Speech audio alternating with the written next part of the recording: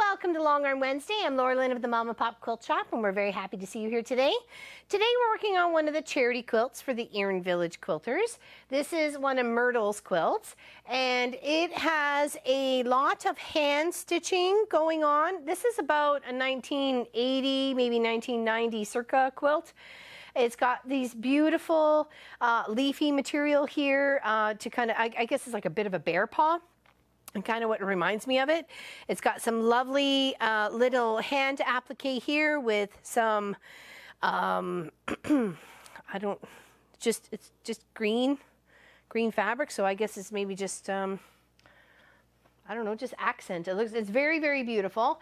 And I kind of need to keep an eye on it because there actually is a couple of places on this quilt where it's not stitched completely. And I certainly don't want the foot of that machine to get hooked in that. So I am watching it very closely, and I've actually felt over these areas right here, just in case I had to step away to answer the door or something, that it's not going to hit anything on the first row. So it is a gorgeous piece of art that has been sitting in a closet for a very long time, and I'm happy that she's donated it to go to charity and I get to quilt it up. It's beautiful. I don't know what the pattern is, if anybody knows it. Here I'm trying to stretch it out as much as I can for you to see. It measures 84 by 88. I have it on the 88 way of on the machine, and then of course you can tell here if I go underneath where the GoPro is. You can see how all the hand stitching is for that little section of fabric, the circle, and then the little, almost like pear-shaped or lemon-shaped sort of on top, and then all that little green, I don't know, stems maybe, I guess, because there's not really like any flowers or anything to go with it.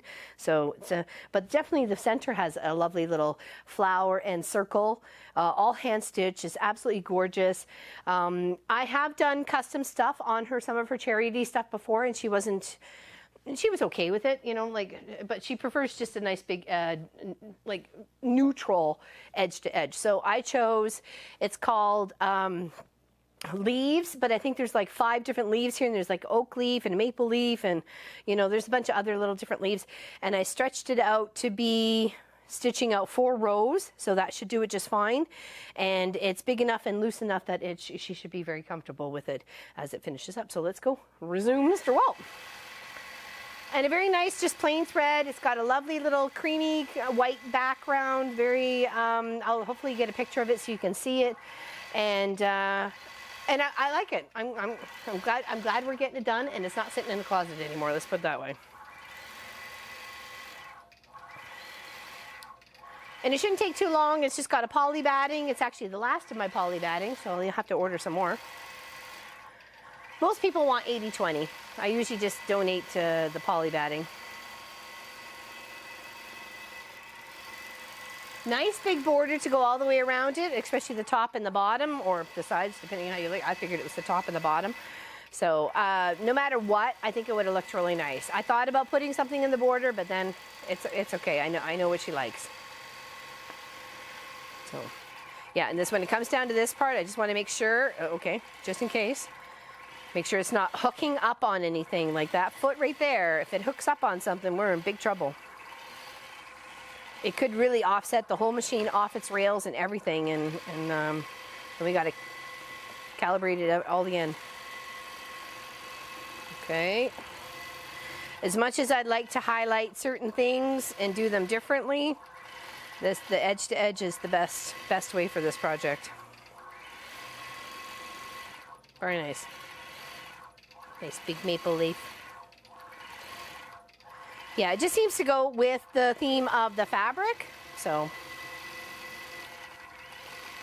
like I said, I'm just watching it, make sure we're not running into any problems. I did kind of check it all over, so I shouldn't run into anything, but you just never know. You could miss something. So as much as it, just set it and go, it's not really a set it and go when it comes to an edge to edge via computer. You still have to watch things, make sure you're not catching on any seams. I've had quilts done by, you know, professional piecers, and there's been a seam that's been missed and my foot almost hit it. So it happens. It happens to the best of us. It happens to all of us.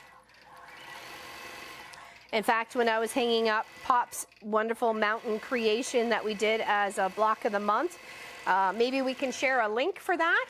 That would be really nice. You can maybe come and partake on that. It's a beautiful, lovely, unique project that is done on a bias, or sorry, on a diagonal, and it makes a beautiful, lovely, wide landscape. So you don't have to do it as big as I did. You can change it. So it's definitely a project worth doing, I think, if you want to. So if you would like that sort of thing, and I absolutely love it. Anyways, so I did notice on that when I was hanging it up last weekend for the live stream, I missed a spot at the top there in the blue. So I got to go back and fix that. I didn't notice it before until I tried to hang it. So I have to make sure that gets fixed before I actually get it on the long arm. And because it is so long, it actually won't fit on the long arm lengthwise here. Actually, I have to put it I guess a width-wise down the long arm and just work it that way. So, should be fun. Lovely. So this was actually a pattern that we had in our system that had some sharp corners to it. And we had one of our customers say, you know, I really like that, but I don't like the sharp corners. Is there any way you could round them out? And so I said to Pop, this is one of the challenges first off when we started using the software. I go, I don't know, can we? And he goes, I think we can. Let me work on it. So this is one of the patterns that he's tweaked within our Gammill Statler system to have rounded corners as it goes around, not any sharp corners. And it's been more appealing to customers to have those rounded corners than it was the sharp ones for this project. I show them both, and normally 98% of them choose the one with the rounded. So thank you very much for Pop for doing that. Tweaking things. You see something you like, you're just not sure how, but you want to make it work within your pattern. Let's see what we can do. We can combine two different patterns and stitch them next to each other. We've done that before. We like a good challenge here at the Mama Pop Quilt Shop. I just like how fast this stitches out, and it really adds a lot of like comfort, fluffiness. I don't know what fluffy is the right word, but it just, because it's poly and it's like stitched loosely, it just adds a nice little, I don't know, it's a nice little texture to me. I find it comforting. It's like a really comfy duvet or a really comfy blanket, but it's a really comfy quilt.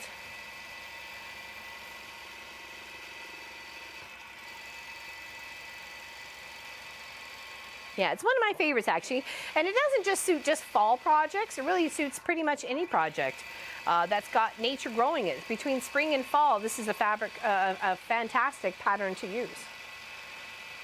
I love this fabric.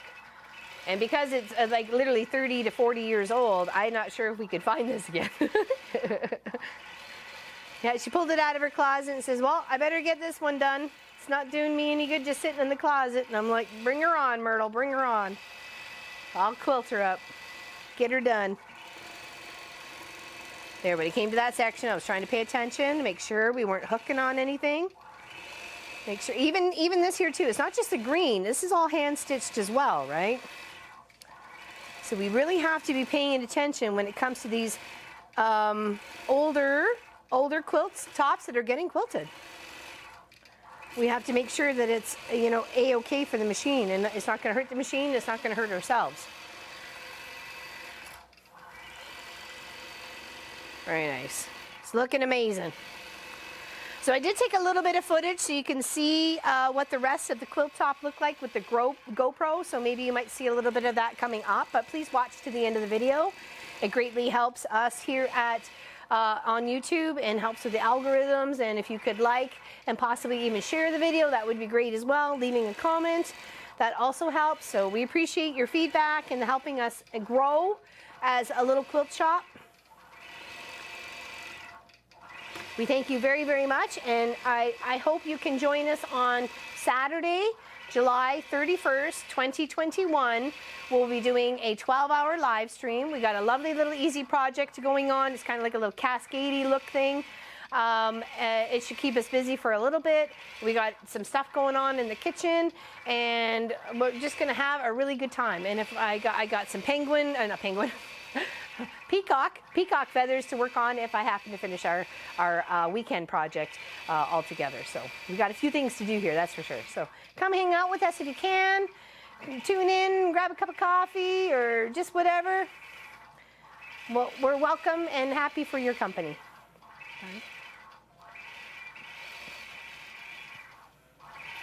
Yeah, I love this stitch out. It looks really, really nice. Really nice.